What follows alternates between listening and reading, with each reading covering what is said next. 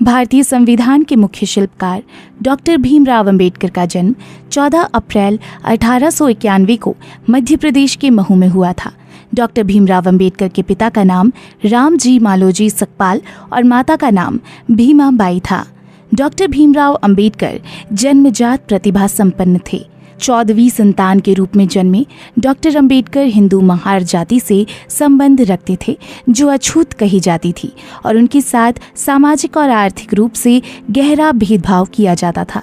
अंबेडकर के पिता ब्रिटिश भारतीय सेना की मऊ छावनी में सेवा में थे। बालक भीमराव का प्राथमिक शिक्षण दापोली और सतारा में हुआ।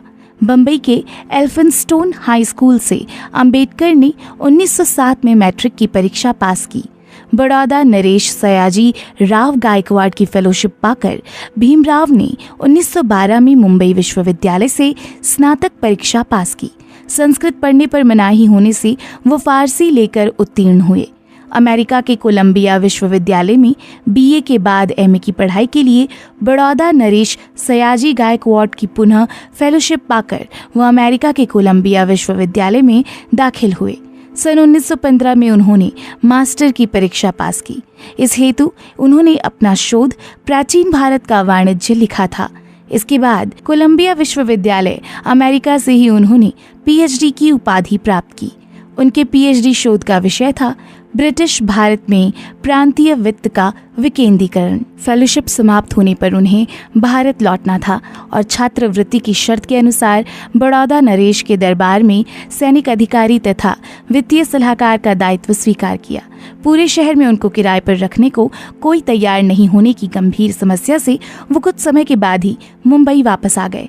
8 अगस्त 1930 को एक दलित समाज के सम्मेलन के दौरान अंबेडकर जी ने अपनी राजनीतिक दृष्टि को दुनिया के सामने रखा, जिसके अनुसार दलित समाज को अपनी सुरक्षा खुद करनी होगी।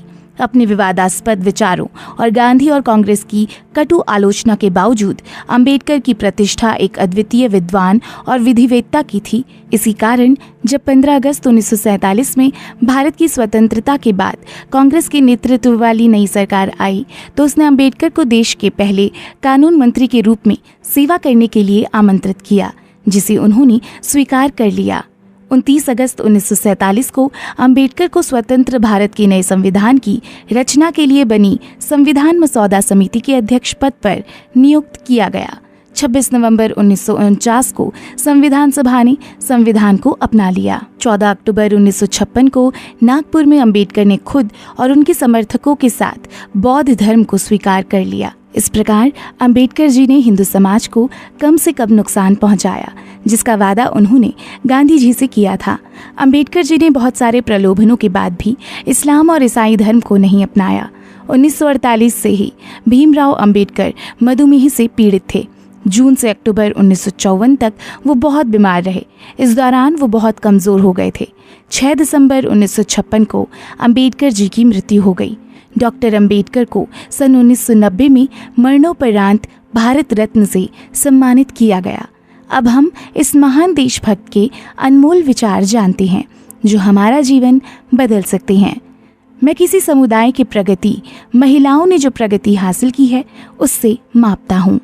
मैं ऐसे धर्म को मानता हूँ जो स्वतंत्रता, समानता और भाईचारा सिखाता है। एक महान व्यक्ति एक प्रतिष्ठित व्यक्ति से अलग है, क्योंकि वो समाज का सेवक बनने के लिए तैयार रहता है। जब तक आप सामाजिक स्वतंत्रता हासिल नहीं कर लेते, कानून आपको जो भी स्वतंत्रता देता है वो आपके किसी काम की नहीं है। मनुष्य नश्वर है, उसी तरह विचार भी नश्वर है। एक विचार को प्रचार प्रसार की ज़रूरत है, जैसे एक पौधे में पानी की ज़रूरत होती है, अन्यथा दोनों मुरझा जाएंगे और मर जाएंगे। जीवन लंबा होने के बजाय महान होना चाहिए। हम सबसे पहले और अंत में भारतीय हैं। यदि मुझे लगा कि संविधान का दुरुपयोग किया जा रहा है, तो मैं इसे सबसे पहले जलाऊंगा। यदि हम एक संयुक्त एकीकृत आधुनिक भारत चाहते हैं, तो सभी धर्मों के धर्म ग्रंथों की संप्रभुता का अंत होना चाहिए। उदासीनता लोगों को प्रभावित करने वाली सबसे खराब किस्म की बीमारी है।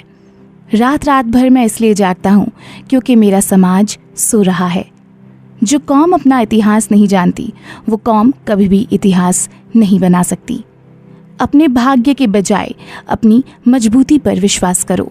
सागर में मिलकर अपनी पहचान खो देने वाली पानी की एक बूंद के विपरीत इंसान जिस समाज में रहता है वहाँ अपनी पहचान नहीं खोता। इंसान का जीवन स्वतंत्र है। इंसान सिर्फ समाज के विकास के लिए नहीं पैदा हुआ है, बल्कि स्वयं के विकास के लिए पैदा हुआ है। एक सफल क्रांति के लिए सिर्फ असंतोष का होना पर्याप्त नहीं है। जिसकी आवश्यकता है वो है न्याय एवं राजनीतिक और सामाजिक अधिकारों में गहरी आस्था। अंत में आप सभी से एक सवाल। भीमराव अंबेडकर ने आज़ादी के बाद 10 साल के लिए ही आरक्षण की व्यवस्था लागू की थी। अंबेडकर 10 साल के आरक्षण के बाद सभी के लिए आरक्षण खत्म करना चाहते थे। आपको क्या लगता है, भारत में आरक्षण जातिगत आधार पर होना चाहिए या आर्थिक आधार पर? कमेंट बॉक्स में आंसर ज़रूर दें।